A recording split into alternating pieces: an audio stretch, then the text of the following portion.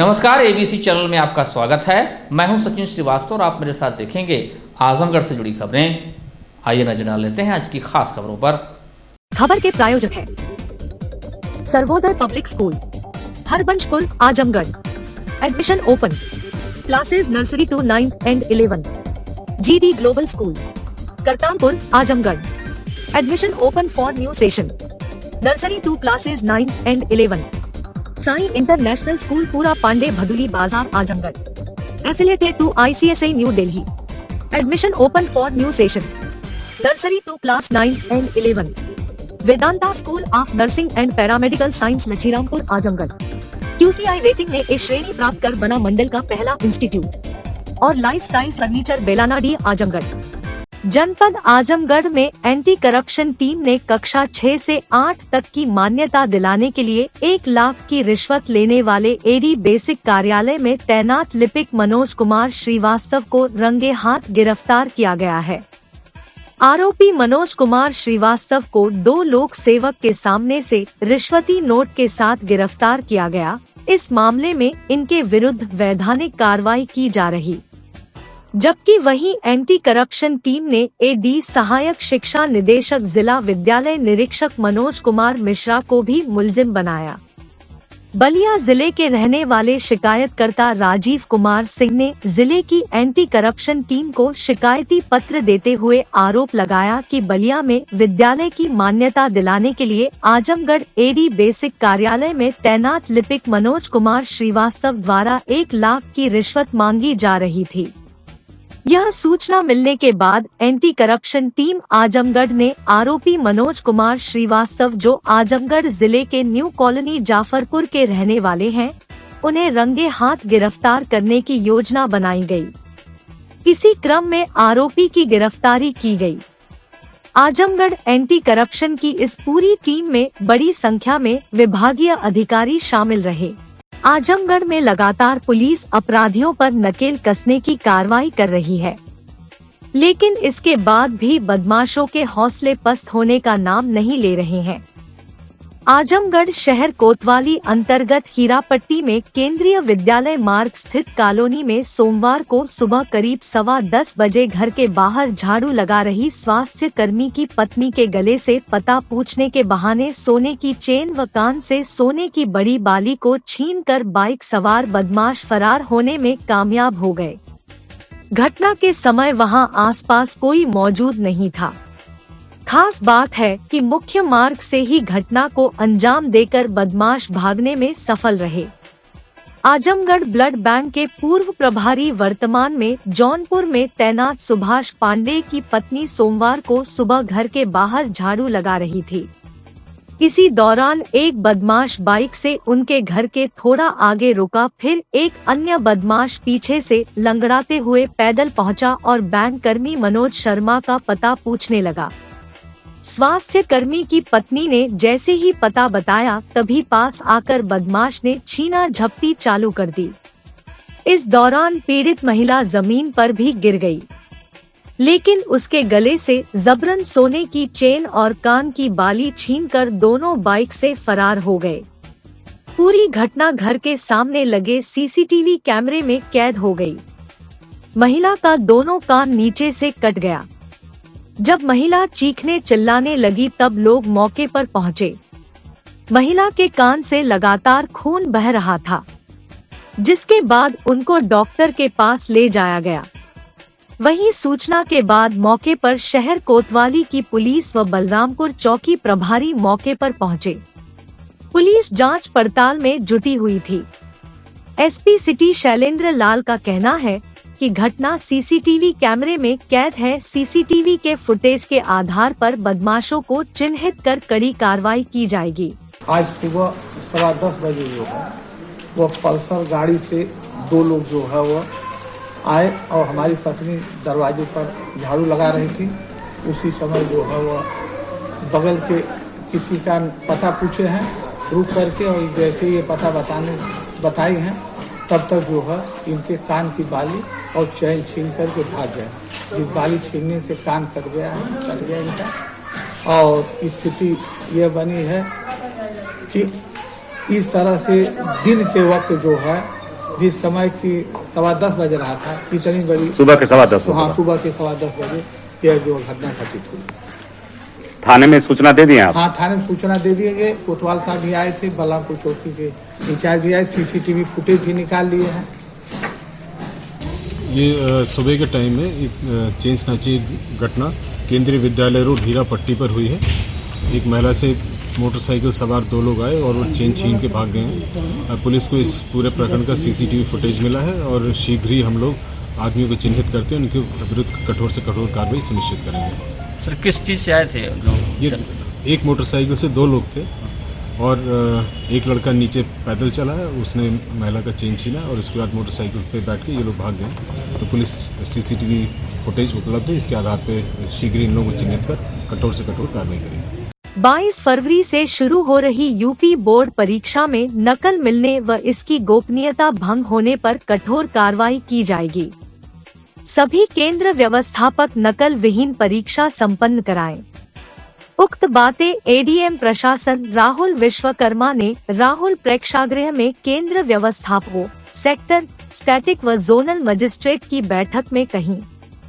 बैठक में DIOS मनोज कुमार मिश्रा ने बताया गया कि वर्ष 2024 की हाई स्कूल एवं इंटरमीडिएट परीक्षा 22 फरवरी से 9 मार्च तक होगी। परीक्षा 2 पालियों में सुबह 8:30 से 11:45 तक तथा दोपहर 2 बजे से शाम 5:15 तक होगी।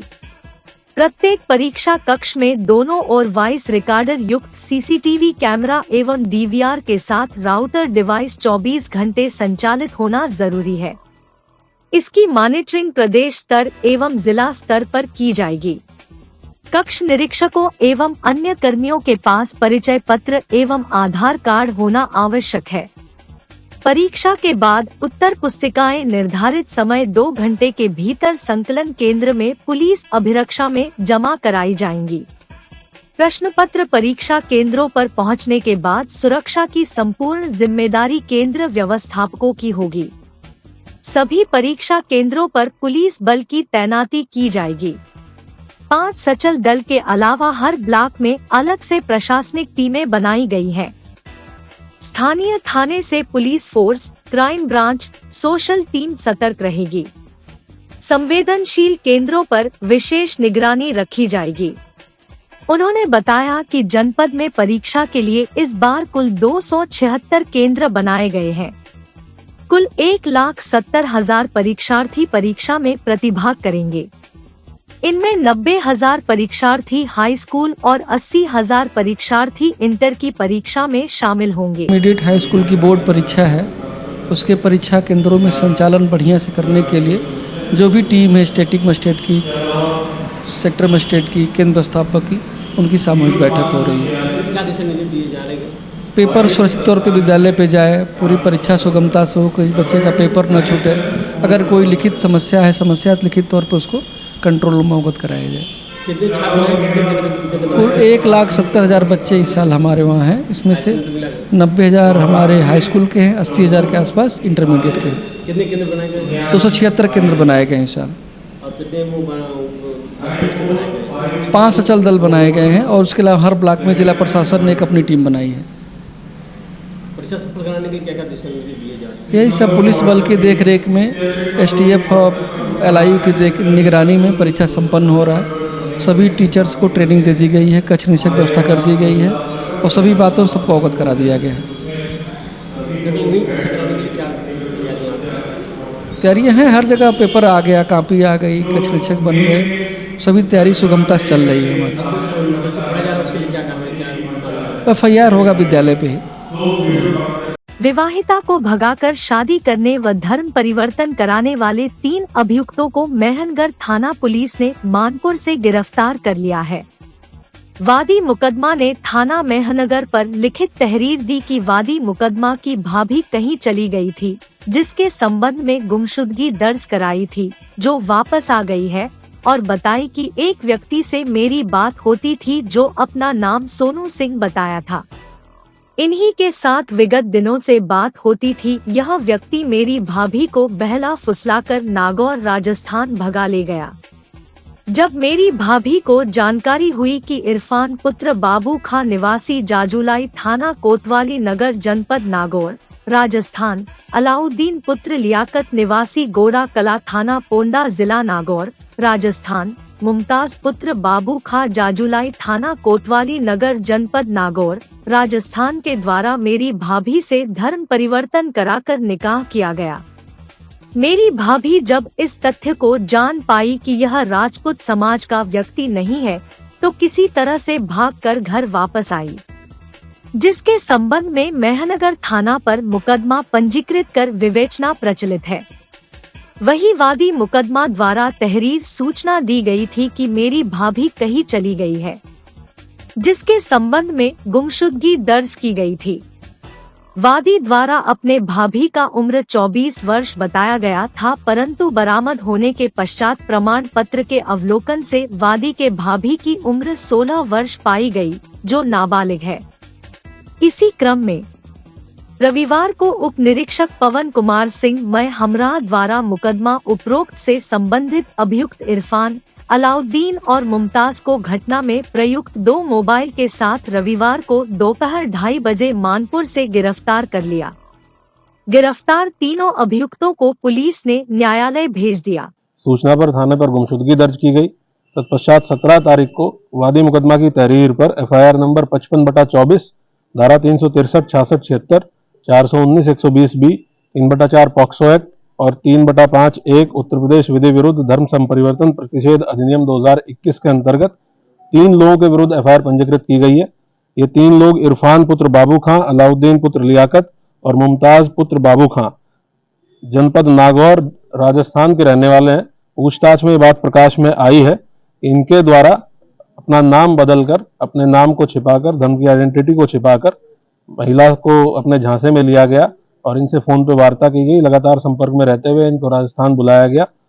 ये जो पीड़िता हैं, इनकी एज भी ये नाबालिग पाई गई। जब इनके अभिलेखों के अवलोकन किया गया तो एज में नाबालिग पाई गई, इसलिए पॉक्सो एक्ट में भी FIR पंजीकृत की गई है। तीनों अभियुक्तों को गिरफ्तार कर लिया गया है। आगे की विवेचनात्मक कार्रवाई थाना मेहनगर की टीम के द्वारा की जाएगी। सर, कहीं न कहीं ये तो नाबालिग थी भाई, नाबालिग का शादी कैसे हो गया? ये विवेचना में आएगा। अभी जो अभिलेखों के हिसाब से, क्योंकि जो विधि का प्रावधान है उसमें अभिलेखों के हिसाब से सबसे पहले एज का निर्धारण किया जाता है, तो अभिलेख जो देखे गए हैं उसमें उनकी एज वो नाबालिग पाई गई है और उसी के आधार पे पॉक्सो एक्ट का FIR पंजीकृत किया गया है। बाकी विवेचना में जो चीजें आएंगी, ये घर वाले भी बताएंगे इस बात को कि इनकी शादी कब हुई थी और कब इनके द्वारा की गई थी। प्रधानमंत्री नरेंद्र मोदी द्वारा सोमवार को लखनऊ में आयोजित यूपी ग्लोबल इन्वेस्टर्स समिट 2023 के दौरान प्राप्त निवेश प्रस्तावों के चौथे ग्राउंड ब्रेकिंग समारोह में पूरे उत्तर प्रदेश में 10 लाख करोड़ से अधिक लागत की 14,000 परियोजनाओं का शुभारंभ रिमोट का बटन दबाकर किया गया। ये परियोजनाएं विनिर्माण, नवीकरणीय ऊर्जा, IT एवं ITES, खाद्य प्रसंस्करण, आवास एवं रियल एस्टेट, आतिथ्य एवं मनोरंजन और शिक्षा जैसे क्षेत्रों से संबंधित है। उक्त कार्यक्रम का सजीव प्रसारण मंत्री अल्पसंख्यक कल्याण दानिश आजाद अंसारी, सांसद आजमगढ़ दिनेश लाल यादव, मंडलायुक्त मनीष चौहान एवं जिलाधिकारी विशाल भारद्वाज की उपस्थिति में हरिऔध कला केंद्र आजमगढ़ में देखा गया।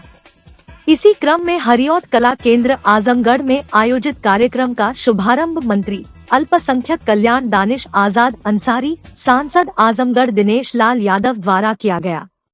इस अवसर पर अल्पसंख्यक कल्याण मंत्री ने कहा कि आज जो GBC हुई है उसमें केवल आजमगढ़ की लगभग 850 करोड़ से अधिक की GBC की सहभागिता है। उन्होंने कहा कि 2014 से पहले विकास की गति कुछ ही जनपदों तक सीमित थी, लेकिन उसके बाद देश के साथ ही यूपी के हर जनपद में विकास की गति तेज हुई है और 2017 के बाद उत्तर प्रदेश में विकास की गति और तेज हुई है, साथ ही प्रदेश में अपराध भी कम हुए हैं। सांसद आजमगढ़ दिनेश लाल यादव ने कहा कि निवेशकों को हर प्रकार की सहायता दी जाएगी। जिस तरह पूरी दुनिया ने देख रही है कि भारत कितनी तेजी से आगे बढ़ रहा है, यह अपने आप में बहुत ही गौरव का क्षण है। समस्त निवेशकों से अपील है कि जनपद में अधिक से अधिक निवेश करें, आपको सुरक्षा की पूरी गारंटी दी जा रही है। इस अवसर पर निवेशक doctor KM Tripathi, all India children care and education development, Ajay Yadav life line educational institute, Anil Kumar Rai Shakti Mata agro industries, Shankar Prasad Deep continental, Shah Mohammad Abid Shibli national primary school, Khalilur Rahman Phulpur cardboard industries, Jaynath Singh BHS college of nursing, doctor PK Srivastava राजकीय इंजीनियरिंग कॉलेज, रवि सिंह मक्खन उत्पादन आदि को प्रतीकात्मक रूप से अंगवस्त्र एवं मोमेंटो देकर सम्मानित किया गया। इसी के साथ ही साची उपाध्याय, मरियम फरहीन, मोनिका जैन, सुषमा भारती को टेलर टूलकिट, विकास विश्वकर्मा, प्रदीप कुमार मौर्य, विनय कुमार सिंह को ब्लैकस्मिथ टूलकिट एवं चंद्रकला यादव, संजीव, वैशाली यादव को बार्बर टूलकिट का वितरण किया गया। इससे पूर्व मंत्री जी द्वारा कलेक्ट्रेट परिसर में आयोजित एक जनपद एक उत्पाद प्रदर्शनी का फीता काटकर शुभारंभ किया गया। मंत्री द्वारा प्रदर्शनी में लगाए गए प्रत्येक स्टॉलों का अवलोकन किया गया एवं उनके उत्पादों के संबंध में जानकारी भी प्राप्त की गई। इस दौरान मीडिया से ही बातचीत में मंत्री दानिश आजाद अंसारी ने कहा कि आज हमारे देश के यशस्वी प्रधानमंत्री नरेंद्र मोदी जी लखनऊ में उत्तर प्रदेश में 10 लाख करोड़ से अधिक का ग्राउंड ब्रेकिंग सेरेमनी करने जा रहे हैं। यह हमारे उत्तर प्रदेश के लिए बहुत बड़ी उपलब्धि है। इसके साथ ही साथ प्रदेश की सरकार ने मोदी जी के लीडरशिप में यह भी तय किया है कि प्रदेश का हर जनपद विकास के पथ पर आगे बढ़े। आज इस श्रृंखला में हम जनपद आजमगढ़ में हैं और हम सब हमारे प्रधानमंत्री जी के सपनों को, हमारे मुख्यमंत्री जी के कर्मठता को जन जन तक पहुंचाने का काम कर रहे हैं। समाजवादी पार्टी के मुखिया अखिलेश यादव पर हमला बोलते हुए मंत्री दानिश आजाद ने कहा कि समाजवादी पार्टी के नेता अगर बंद कमरे से बाहर निकलकर बाहर आए तो उनको धरातल की वास्तविकता दिखाई देगी।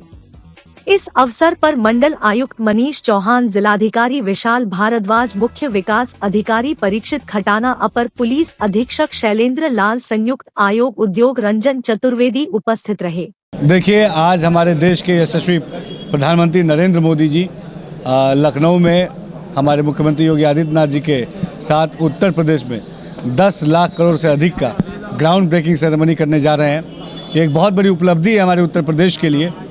लेकिन इसके साथ साथ हमारे प्रदेश की सरकार ने हमारे प्रधानमंत्री जी के लीडरशिप में ये भी तय किया है कि प्रदेश का हर जनपद विकास की तरफ आगे बढ़े। आज उसी श्रृंखला में हम जनपद आजमगढ़ में हैं। हमारे साथ यहाँ के लोकप्रिय सांसद आदरणीय निरहुआ जी भी मौजूद हैं और हम सब प्रधानमंत्री जी के सपने को, हमारे मुख्यमंत्री जी की कर्मठता को जन जन तक पहुँचाने का काम कर रहे हैं।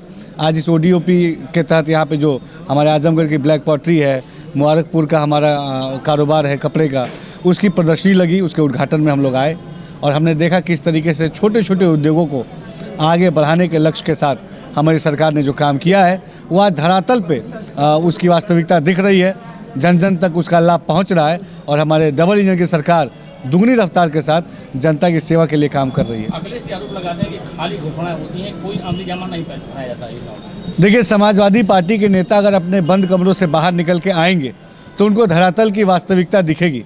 आज हमारे गांव-गांव तक विकास की यात्रा पहुंच रही है और हर जो हमारा लीडर है, हमारा हर भारतीय जनता पार्टी का कार्यकर्ता हमारे मोदी जी के मार्गदर्शन में, हमारे मुख्यमंत्री योगी आदित्यनाथ जी के मार्गदर्शन में हम जनता तक सुविधाएं पहुंचाने के लक्ष्य के साथ काम कर रहे हैं। आज आप देखिए, आजमगढ़ में भी ग्राउंड ब्रेकिंग सेरेमनी की आज हम शुभारंभ करेंगे और हज़ारों जो नई कंपनियां जो उत्तर प्रदेश में आ रही हैं, उत्तर प्रदेश के हर जनपद में आ रही हैं, उनका भी स्वागत है। आज उत्तर प्रदेश क्षमताओं का प्रदेश है, उत्तर प्रदेश विकास का प्रदेश है, उत्तर प्रदेश विश्वास का प्रदेश है। बात युवाओं की जा रही है, ऐसे में जो परीक्षाएं हुई हैं जिनका पेपर लीक होने का मामला आ रहा है, तो किस तरह से सरकार इस पर ध्यान देगी और युवाओं के भविष्य के साथ क्या किया जा रहा है? देखिए, उत्तर प्रदेश की हमारी योगी सरकार ये पारदर्शी सरकार है और हमने पूरे ईमानदारी से कानून व्यवस्था को लागू करने का काम किया है। कहीं भी ऐसी कोई शिकायत आती है उस पर जो भी आवश्यक कार्रवाई होगी वो तुरंत किया जाएगा। निश्चित तौर पे प्रदेश के युवाओं को रोजगार मिले, अच्छी शिक्षा मिले, बेहतर भविष्य मिले, इस लक्ष्य के साथ हम काम कर रहे हैं। नरौली स्थित Rama multi speciality hospital and trauma centre ने अपनी उपलब्धियों में एक और महत्वपूर्ण उपलब्धि जोड़ते हुए नया कदम बढ़ाया है। जी हां, राम हॉस्पिटल एवं ट्रामा सेंटर में अब कैंसर विभाग का उद्घाटन हो गया है। अब कैंसर के मरीजों को बाहर जाने की जरूरत नहीं है। यहाँ प्रतिदिन कैंसर के मरीजों की थेरेपी की सुविधा भी उपलब्ध रहेगी। इस सुविधा का उद्घाटन 19 फरवरी को हुआ। हेड व नेक सर्जन डॉक्टर अजीत सिंह ने बताया कि जो सुविधा कैंसर के मरीजों को अब तक बड़े शहरों में मिलती रही है, वह अब आजमगढ़ में भी उपलब्ध है। Rama multi speciality hospital and trauma centre में मरीजों के लिए बेहतर इलाज और उच्च स्तर की व्यवस्था प्रधानमंत्री योजना के अंतर्गत कम कीमतों में प्रदान की जाएगी। इस हॉस्पिटल में कीमोथेरेपी की भी सुविधा उपलब्ध है। टीम के head doctor Alok Tiwari आंको surgeon की टीम अब रमा हॉस्पिटल में सेवा देगी। इस मौके पर डॉक्टर अमित सिंह, मूत्र रोग विशेषज्ञ डॉक्टर खुशबू सिंह, डॉक्टर दीपक राय, डॉक्टर तौफीक अहमद आदि उपस्थित रहे। जयपुर से बिलोंग करता हूं और आज मैं यहां पे अपॉइंटेड हूं as a head and neck surgical oncologist. जो इस टीम के हेड हैं डॉक्टर आलोक तिवारी सर, वो डीएनबी सर्जिकल ऑन्कोलॉजिस्ट हैं। वो सभी प्रकार के कैंसर के रोगों को देखते हैं, चाहे वो हेड एंड नेक हो, थोरैक्स हो, जीबी हो, एब्डोमेन हो या पेल्विस। तो जो सुविधा हमें बड़े शहरों में मिलती थी पहले, जो वहीं पे उपलब्ध थी, जैसे कि लखनऊ हुए, दिल्ली हुए या बनारस हुआ, अब वो सुविधा हम लोग आजमगढ़ में लेके आ रहे हैं उचित स्तर पर। और हाँ, रमा सुपर स्पेशलिटी हॉस्पिटल में। और हमारा जो उद्देश्य है कि इस रीजन में जो पेशेंट जो कि अफोर्ड नहीं कर सकते बाहर जाना और उस स्तर का जो चिकित्सा होती है जिसके खर्चा बहुत ज़्यादा आता है, वो हम लोग लो कॉस्ट जो प्रधानमंत्री योजना है उसके अंतर्गत अवेलेबल कराने की कोशिश करेंगे। कभी कभी ऐसा होता है कि कुछ कैंसर पेशेंट्स को सर्जरी की आवश्यकता नहीं होती, उनको कीमोथेरेपी की आवश्यकता होती है, वो भी हमारे सेंटर पे उपलब्ध है। तो जो कारण है इस कैंसर का, बेसिकली मैं हेड एंड नेक से हूँ तो मैं उसके कारण के बारे में आपको कुछ बताना चाहता हूँ। जो मुख्य कारण है इस रीजन में वो है गुटखा, तंबाकू, सिगरेट और अल्कोहल का सेवन, जो इस क्षेत्र में बहुत ज़्यादा प्रिवेलेंट है। मतलब बहुत आसानी से लोग आप इसका सेवन करते हुए दिख जाएंगे। और लोगों में कुछ भ्रांतियाँ भी हैं कि कैंसर का रोग जो होता है वो ठीक नहीं हो सकता है, जो कि बिल्कुल गलत है। कैंसर के रोग का उपचार जो होता है, कुछ हम लोगों ने स्टेजिंग करते हैं, स्टेज 1 से 4 तक कैंसर हो सकता है और उसका इलाज जो है उसी आधार पे हम लोग निर्धारित करते हैं। बेसिकली जो हेड एंड नेक का कैंसर है उसमें स्टेज 1 में अगर आप देखेंगे तो 5 साल में जो सर्वाइवल रेट होता है वो अराउंड 85% होता है। लेकिन यही चीज़ जब हम लोग स्टेज 4 तक पहुँचते हैं तो ये करीब 5% तक हो जाती है। तो जानकारी ना होने की वजह से, सुविधाओं की कमी की वजह से जो पेशेंट सफ़र करते हैं, जो उचित ट्रीटमेंट सही समय पे नहीं ले पाते हैं, इन सब चीज़ों खामियों को दूर करने के लिए जो हम लोगों ने यहाँ पे अपना कैंसर ओपीडी स्टार्ट किया है, तो हमारा मुख्य उद्देश्य यही है कि हम इन सब चीज़ों खामियों को दूर करते हुए यहाँ पे उच्च स्तरीय, विश्व स्तरीय सुविधाएं प्रोवाइड कराएं, ताकि जो कैंसर पेशेंट्स हैं उनको ईजिली ट्रीटमेंट अवेलेबल हो और रिलायबल ट्रीटमेंट अवेलेबल हो। देखिए, कैंसर जो है, अगर हेड एंड नेक की बात करें तो जो मुख का कैंसर है वो और भी बॉडी के जो भी कैंसर है वो डिफरेंट हमारे बॉडी पार्ट्स में फैलते हैं, तो उसको हम लोग नोड कहते हैं। जो फर्स्ट नोड में अगर मेटास्टेसिस हो जाता है, अगर मैं हेड एंड नेक कैंसर की बात करूं, तो अगर मुख का कैंसर है और वो गले में फैल गया तो उसी टाइम पे ही 50% सर्वाइवल जो है कम हो जाता है पेशेंट का। तो ये खतरनाक तो बहुत है, और अगर ये पूरी बॉडी में फैल गया तो चांसेस काफ़ी कम हो जाते हैं। तब हमारा जो इलाज का तरीका होता है वो बदल जाता है। सर्जरी ना होकर फिर हम लोग पैलिएटिव ट्रीटमेंट करते हैं या सपोर्टिव ट्रीटमेंट देते हैं ऐसे पेशेंट्स को। सही समय पर अगर इलाज करेंगे तो मैं वही बता रहा हूँ, जानकारी की कमी की वजह से हमारे पास जो पेशेंट्स हैं वो स्टेज 3, स्टेज 4 में ही आते हैं। अगर उनको प्रॉपर नॉलेज दी जाए और प्रॉपर काउंसलिंग हो हर 6 महीने में, 1 साल में, तो जो कैंसर स्टेज 1 में ट्रीट हो सकता है उसमें हम लोग को सर्वाइवल रेट अराउंड 85% मिलता है। तो चांसेस ऑफ सर्वाइवल फिर काफ़ी इंक्रीज़ हो जाते हैं अगर कैंसर जो है पहले या दूसरे स्टेज में डिटेक्ट हो जाता है। तो मौत कैसे भी लक्षण क्या है, किस तरह जानकारी देखिए, मुंह में छाले पड़ना, ठीक है, जिसको आदत है तंबाकू गुटखा खाने की, किसी पर्टिकुलर जगह पे रखने की, तो वहाँ पे क्या होता है, छाले जैसी स्थिति हो जाती है। वो छाले की स्थिति कम से कम अगर 2 वीक तक बनी हुई है, अगर हमने हैबिट को रोक दिया है और वहाँ इलाज करने के बाद भी कुछ ट्रीटमेंट नहीं हो रहा है, वहाँ पे सूजन आ रही है, तो ज़रूर ही पेशेंट को चाहिए कि वो अपने नियर जो भी डॉक्टर अवेलेबल है एक बार उनसे जाके चेकअप कराएं। अगर उनको सस्पिशियस लगता है तो डेफिनेटली बायोप्सी के लिए प्रोसीड करें, आगे जाए। अगर उसमें कैंसर आता है तो तुरंत ही इसका उपचार करना ज़रूरी होता है, क्योंकि जैसे ही मुंह का कैंसर गले में पहुंचता है उसी टाइम पे ही जो सर्वाइवल रेट होता है वो 50% गिर जाता है। जो पहले 85% था वो बहुत ही कम हो जाता है। तो मैं तो यही कहूँगा, जो भी पेशेंट है जिनको भी डाउट है थोड़ा बहुत भी कि उनको कैंसर हो सकता है, डेफिनेटली अपने नियर बाय डॉक्टर से कंसल्ट करें। डरने की ज़रूरत नहीं होती बिल्कुल भी। तो ऐसा है। देखिए, हमारे पास बायोप्सी की सुविधा अवेलेबल है, जो कि पहला डायग्नोस्टिक स्टेप होता है किसी भी कैंसर पेशेंट को डिटेक्ट करने के लिए। दूसरा, जब कैंसर पेशेंट का डायग्नोसिस हो जाता है उसके बाद हम लोग इस इमेजिंग प्रेफर करते हैं करवाना, ताकि हम लोग देख सकें कैंसर की कहाँ तक फैला हुआ है, कौन कौन से जगहों पे गया हुआ है। तो उसके लिए हमारे पास CT स्कैन, MRI की सुविधा अवेलेबल है इस हॉस्पिटल में, और उसके बेसिस पे हम लोग ट्रीटमेंट प्लान डिसाइड करते हैं कि उसको कीमोथेरेपी देना है, क्या देना है। हमारे यहाँ कीमोथेरेपी की भी सुविधा अवेलेबल है। ग्रामीण न्यायालय के गठन के विरोध में अधिवक्ताओं का आंदोलन शनिवार को लगातार 17वें दिन भी जारी रहा। इस मसले पर अधिवक्ता संघर्ष समिति की बैठक हुई, जिसमें भावी रणनीति पर विचार किया गया। 19 फरवरी को न्यायालय के अलग अलग गेट पर अधिवक्ताओं द्वारा धरना प्रदर्शन किया गया।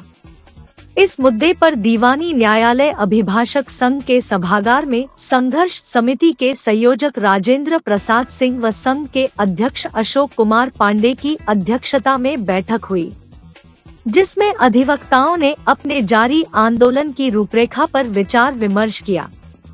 इसके बाद संघर्ष समिति ने सोमवार को न्यायिक कार्य का बहिष्कार किए जाने के साथ न्यायालय की पुरानी बिल्डिंग के चारों गेट पर 1 घंटा धरना दिया। बता दें कि इस संबंध में संघर्ष समिति का एक प्रतिनिधिमंडल गोरखपुर भेजा गया है, जो मुख्यमंत्री उत्तर प्रदेश सरकार से मिलकर अपनी मांगों से उन्हें अवगत कराएगा।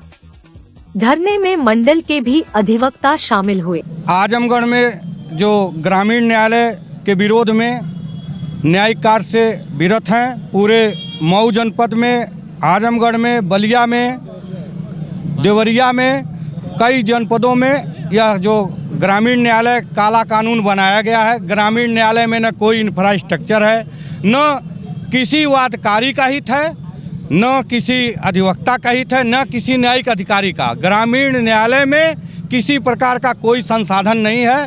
ग्रामीण न्यायालय चला करके केवल जनता को परेशान किया जा रहा है, अधिवक्ताओं को परेशान किया जा रहा है, पूरे समाज को परेशान किया जा रहा है।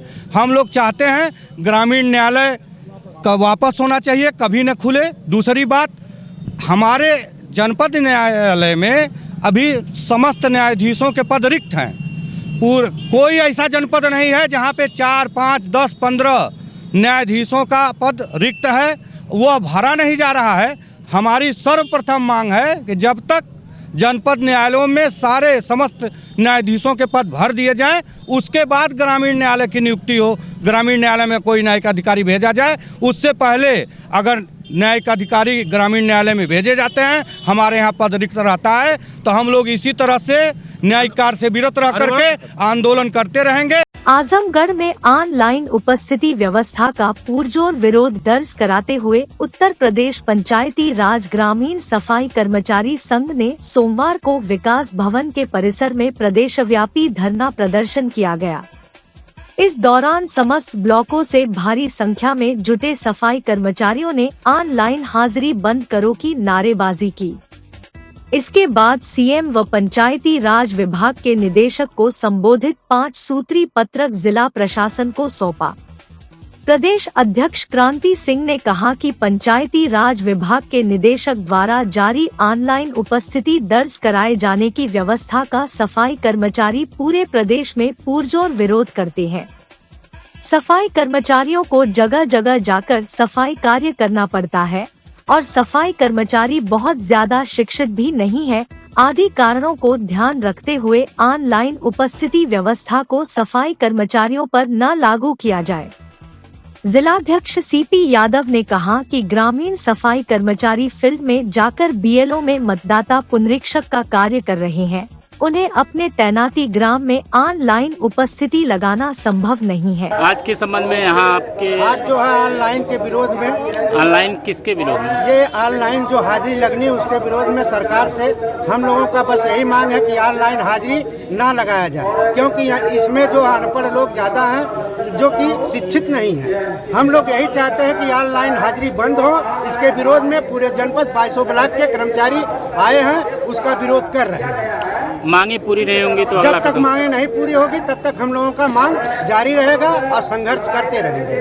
Sarvodaya public school near RTO office Harbanspur Azamgarh, affiliated to CBSE, admissions open from classes nursery to 9 and 11, जहां है highly experienced faculty, advanced labs, magnificent library, huge playground with lush green campus, separate ground for pre-nursery, separate classes available for girls and boys.